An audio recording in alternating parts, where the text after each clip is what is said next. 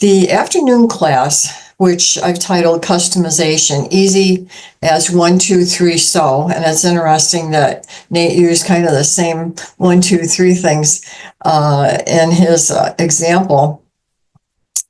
Is when we think about customizing, we're going to talk a little bit about what customizing actually means.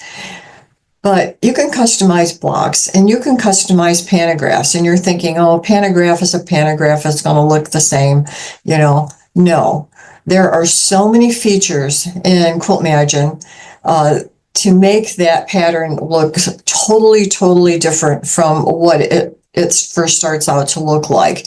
And it's not hard to do. And it's basically one step, a second step, a third step, and you press the sew button and it's going to sew out for you. So there's so many things that you can do.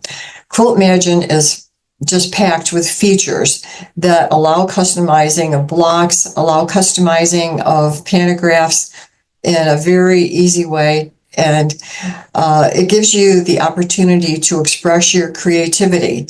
It doesn't have to be just the block or just the pantograph. It's all the extra things that you can do with just the tap of a button. And what you see on the screen is what you're going to get. So it's not a mystery, you're not stitching out something that you're going like, gee, I hope it looks like. No, you see on the screen what it looks like. And you can decide if you like it or not. And if you decide to stitch it out, you go like, wow, this is awesome.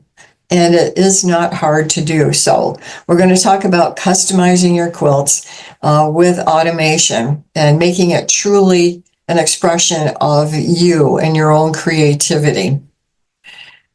And again, we'll be using the frame, the Quiltmagine on the frame, and stitching out some of these things so that you can see, one step, second step, third step, sew.